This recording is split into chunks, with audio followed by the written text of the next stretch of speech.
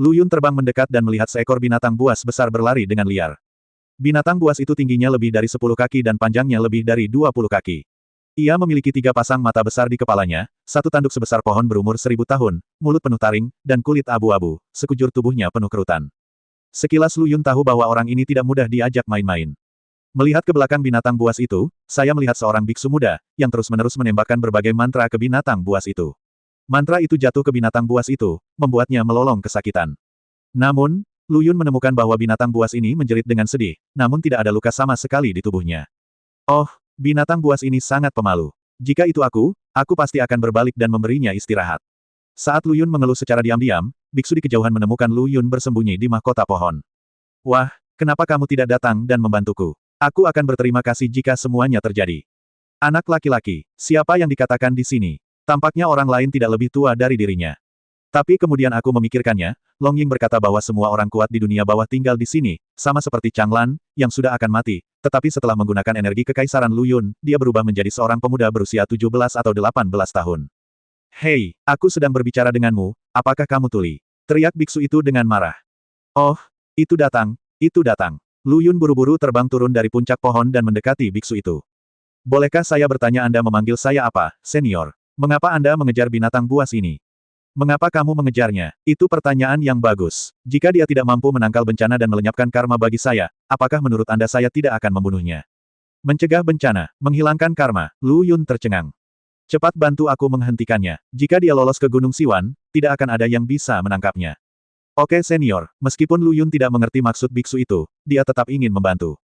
Jadi, dia tiba-tiba berakselerasi dan bergegas ke depan binatang buas itu. Saya melihatnya mengangkat tangannya pada saat yang sama, dan dua api hantu muncul di tangannya. Sambil menyilangkan tangan dan melambaikannya, dia melihat dua api gelap langsung menyulut bumi dan bebatuan di tanah di depannya, membentuk dinding api setinggi 100 kaki. Aduh, dengan raungan yang keras, tubuh besar binatang itu tiba-tiba mulai melambat. Namun karena kelembaman yang besar, binatang buas itu nyaris berhenti hingga mencapai tepi tembok api. Beku yang datang kemudian terbang ke tengah-tengah 3 pasang mata binatang buas itu, dengan cepat membentuk beberapa segel tangan, dan kemudian dengan lembut menepuk bagian tengah matanya. Kamu anak kecil, jangan pernah bertingkah seperti anak manja lagi. Tahukah kamu betapa khawatirnya aku padamu tadi? Saat dia berbicara, biksu itu dengan lembut membelai kulit binatang itu dan bahkan menempelkan wajahnya ke kulit itu. Adegan lembut itu terasa seperti seorang biksu telah menemukan pendamping Tao. Binatang buas itu berangsur-angsur menjadi tenang, dan benar-benar menanggapi sentuhan biksu itu, dan bahkan mengeluarkan sedikit raungan, jelas bertingkah genit terhadap biksu itu. Ketika Lu Yun melihat ini, rahangnya tiba-tiba ternganga. Apa yang terjadi? Setelah beberapa lama, biksu itu berbalik menghadap Lu Yun. Nak, kapan kamu mendapatkan kekuatan api neraka? Tanya biksu itu.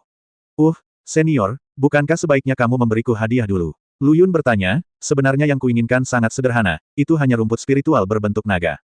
Rumput spiritual berbentuk naga, rumput jiwa naga. Bagaimana kamu bisa mengatakan itu? Biksu itu langsung marah. Ini, Lu Yun dikejutkan oleh aura yang memancar dari pihak lain. Aku hanya mengatakan satu hal, untuk menakuti dia seperti ini. Nak, tahukah kamu apa itu rumput jiwa naga? Itu adalah sesuatu yang diinginkan semua orang di sini. Menurutmu mengapa aku memilikinya? Jika aku memiliki benda itu, aku pasti sudah pergi ke alam atas sejak lama. Apakah aku akan tetap tinggal di sini dan menderita?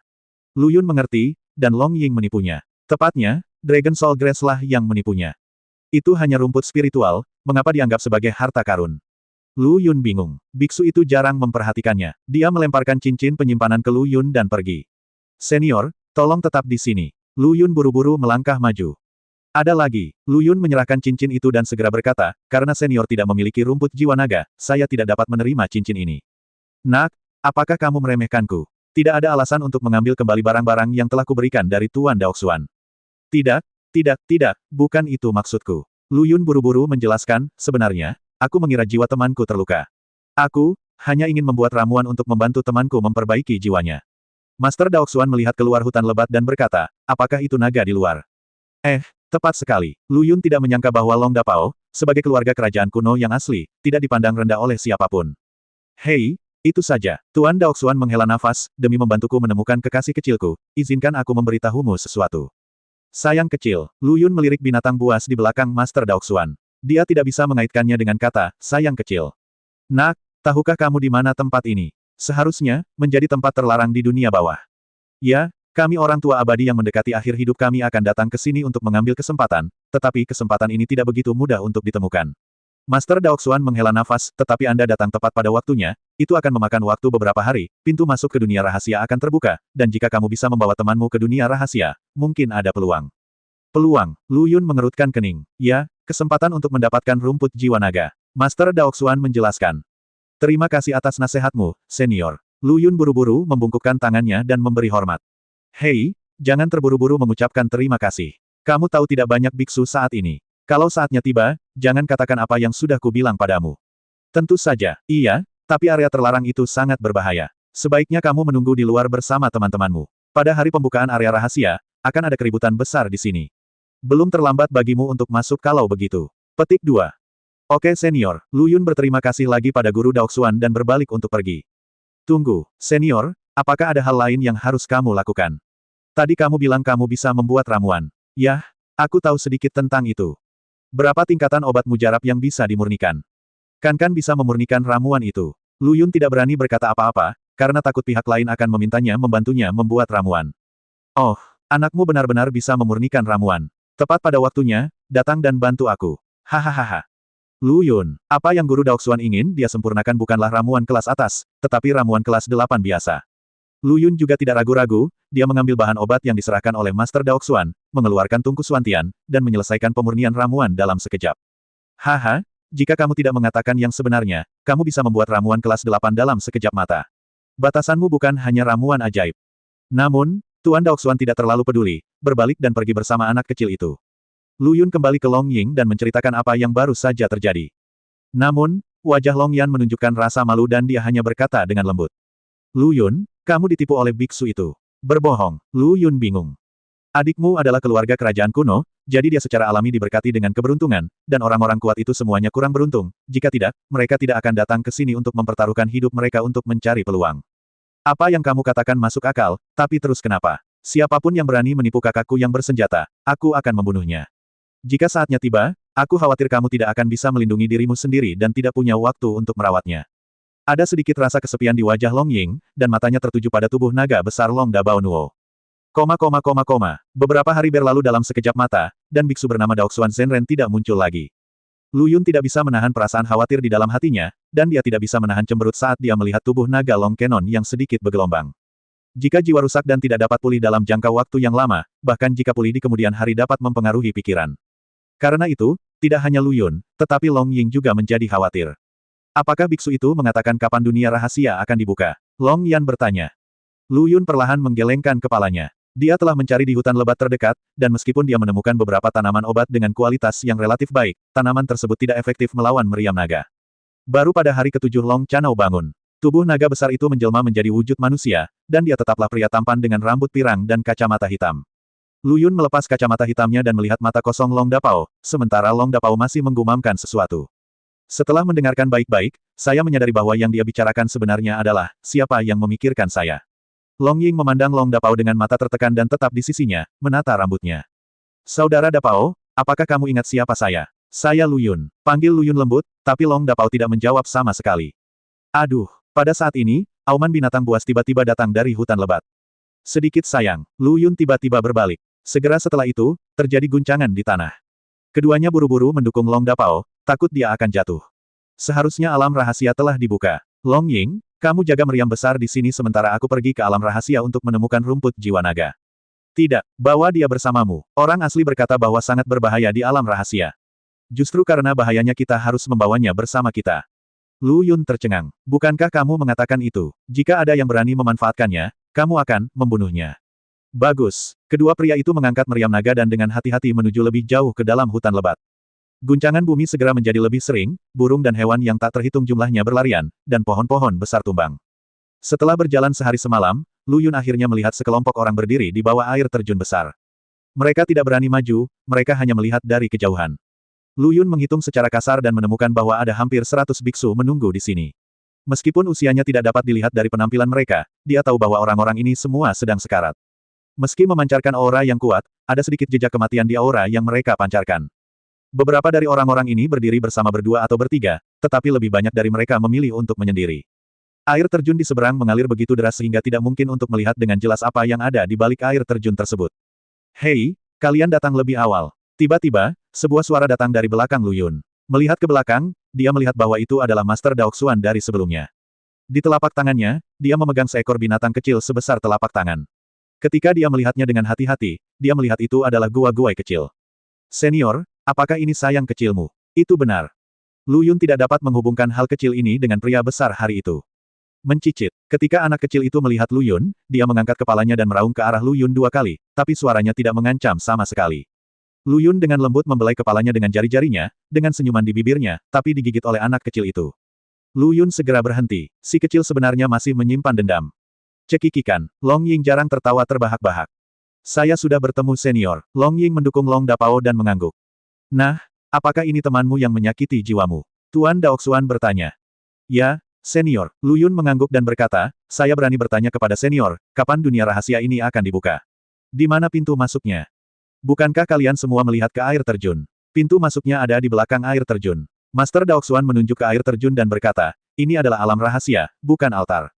Altar, saya tidak tahu berapa tahun yang lalu, ada seorang senior yang kuat, seperti kita, hampir memotong jalannya menuju kenaikan dan akan segera mati, tetapi dia tidak mau menyerah.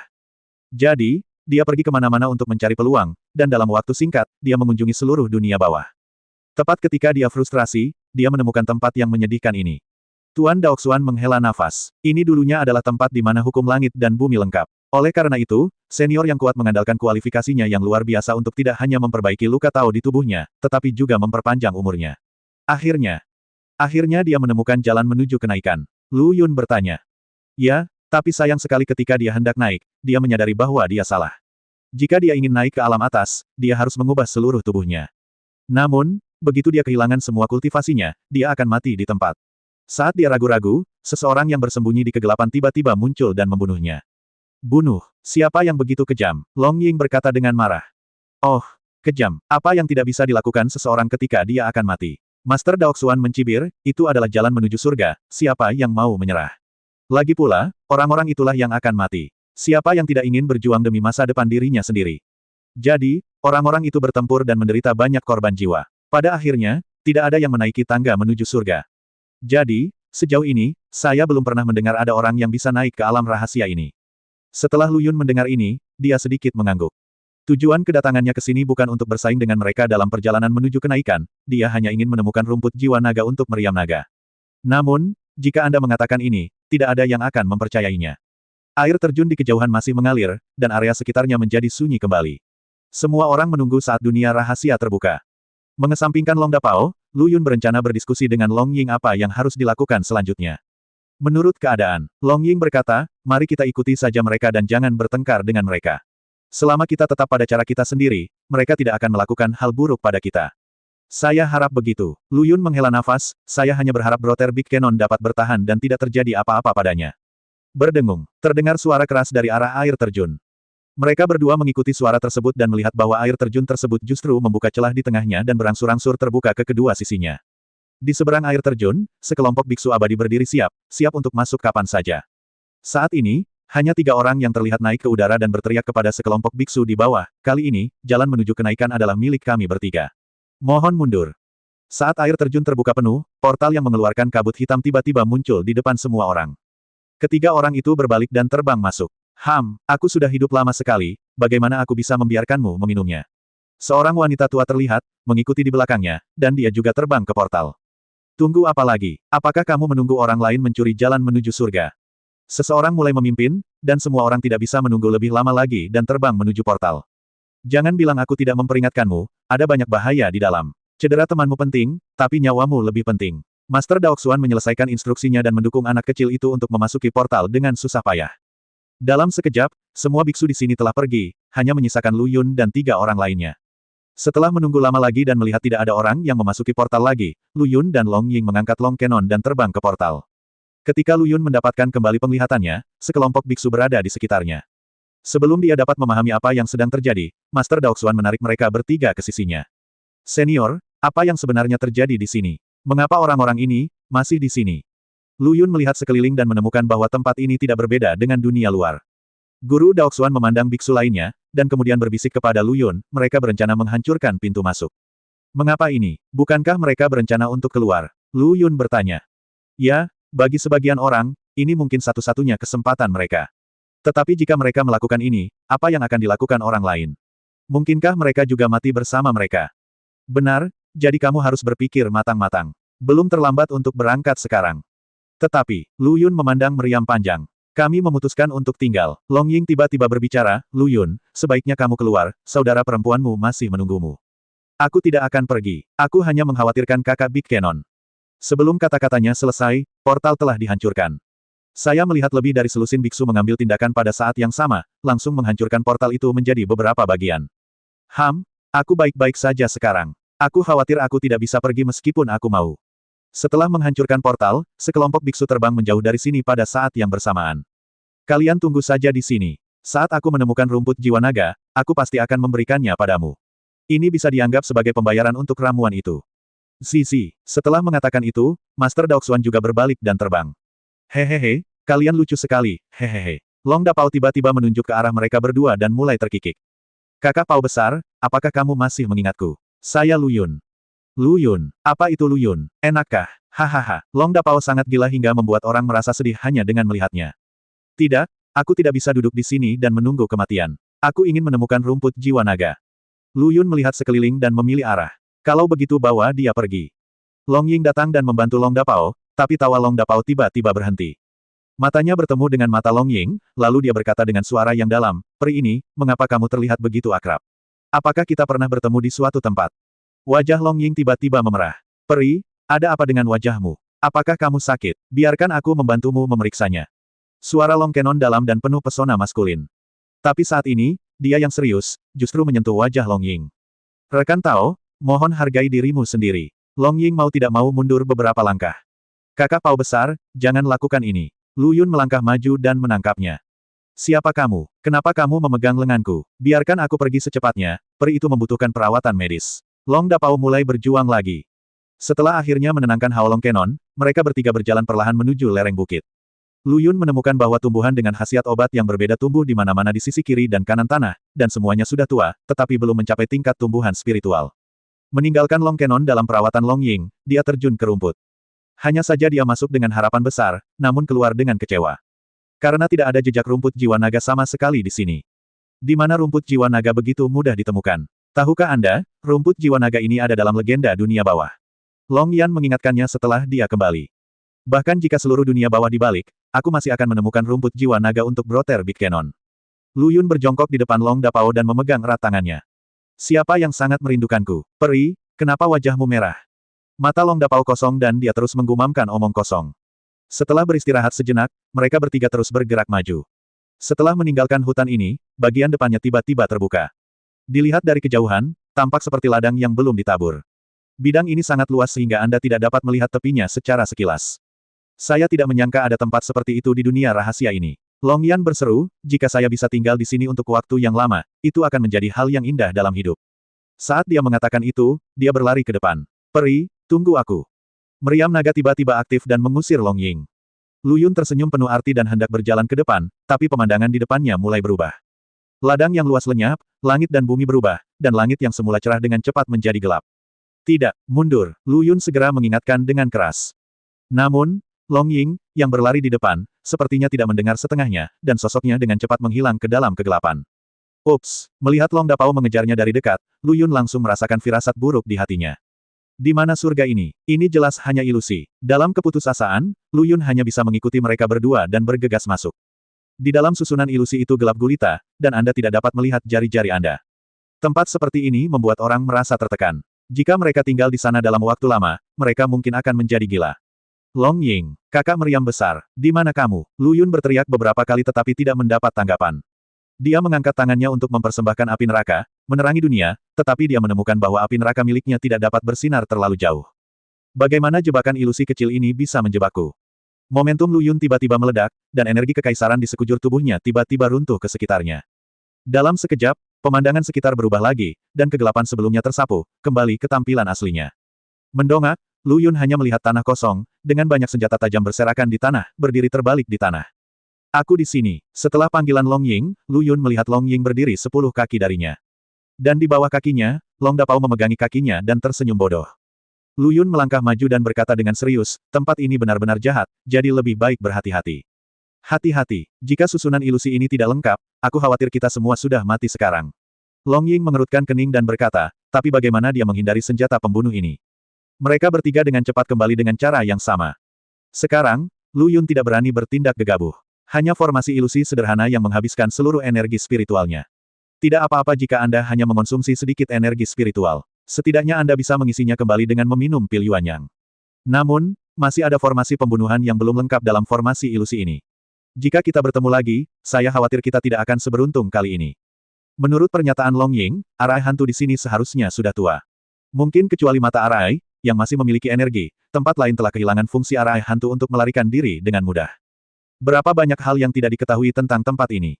Jeritan lain terdengar dari kejauhan. Suaranya menggetarkan. Anda tidak perlu memikirkannya untuk mengetahui bahwa pasti ada seseorang yang sedang dalam masalah di sana.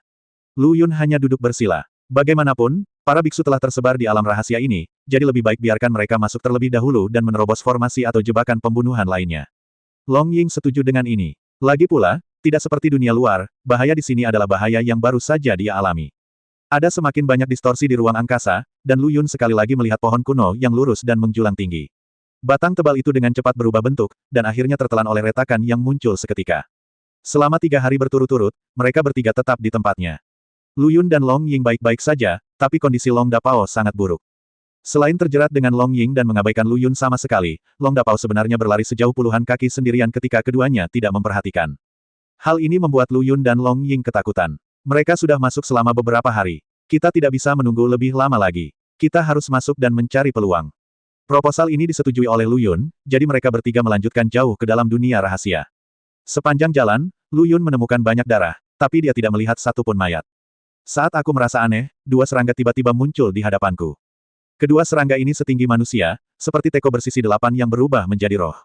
Setiap serangga memiliki 4 tentakel yang panjangnya beberapa kaki, dan mulut besar di atas kepalanya, yang penuh dengan gigi tajam. Di sekeliling tubuh serangga terdapat mata yang silih berganti. Tubuh bagian bawah serangga juga memiliki 5 kaki mirip laba-laba, dan seluruh tubuhnya berwarna coklat tua. Itu adalah serangga berkaki 5. Long Ying segera mengenalinya.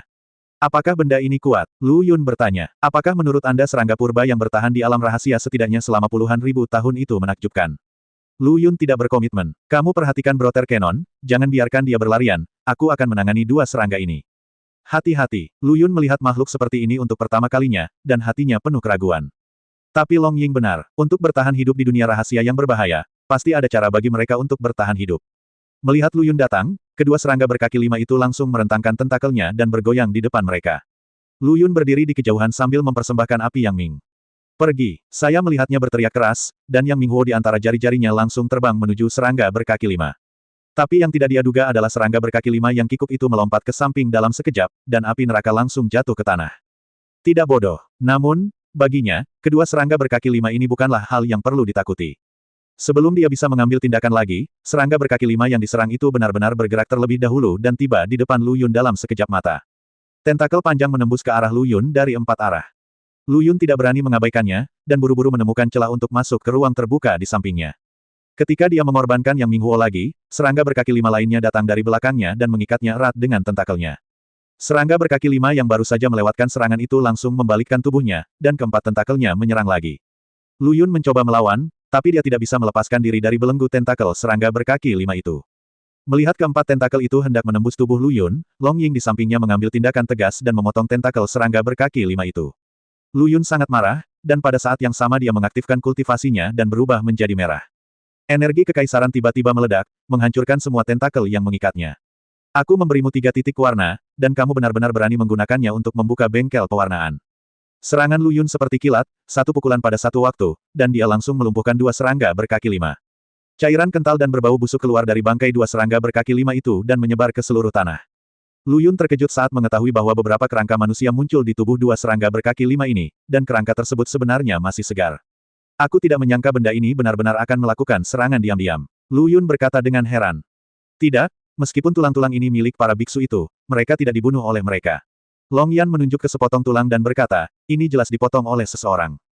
Dengan kata lain, beberapa biksu ditelan oleh mereka setelah dibunuh. Begitulah seharusnya. Tingkat budidaya kedua serangga berkaki 5 ini tidak tinggi, hanya puncak alam roh bumi. Meskipun mungkin mendominasi dunia luar, ini adalah dunia rahasia yang tidak diketahui, dan apapun bisa terjadi.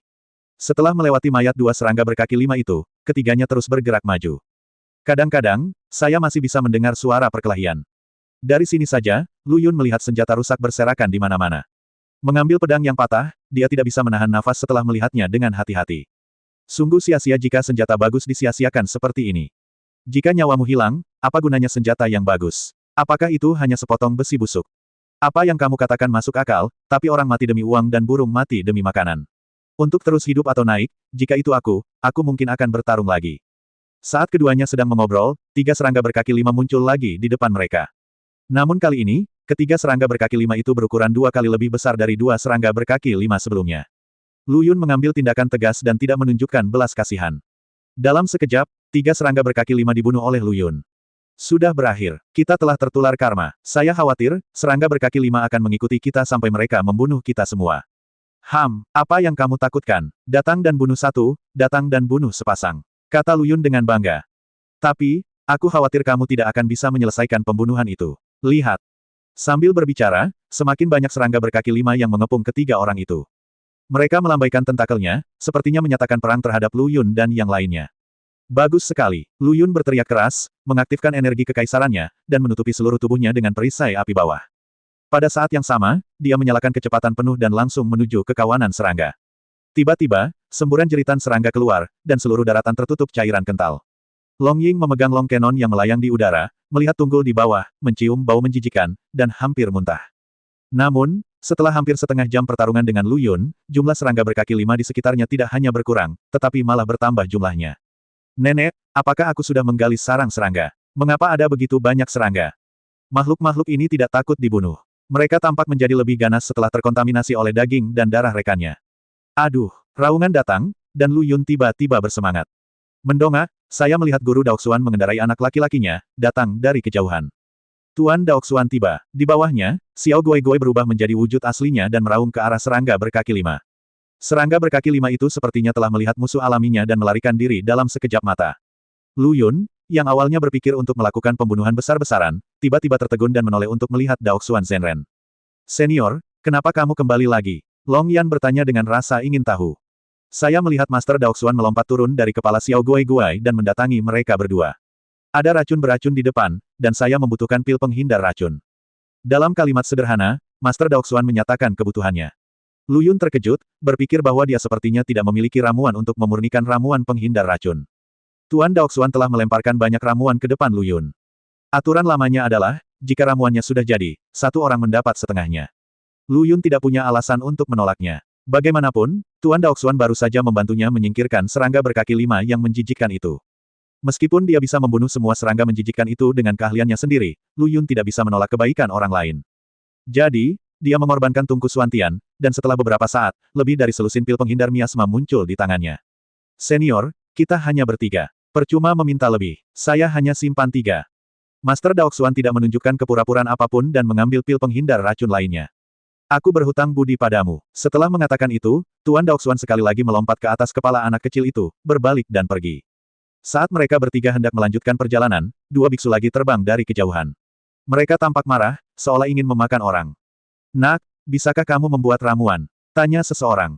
Dengan baik, Nak, bantu kami, saudara-saudara, menyempurnakan pil yang masing-masing dari kami akan mendapat setengahnya. Tumpukan tanaman obat lainnya dilemparkan ke depan Lu Yun. Lu Yun menyeka hidungnya, merasa seolah-olah dia diperlakukan sebagai alat. Namun, dia sekarang menyelamatkan rumput jiwa naga. Jika dia bisa membantu orang-orang kuat ini, dia harus diberi penghargaan.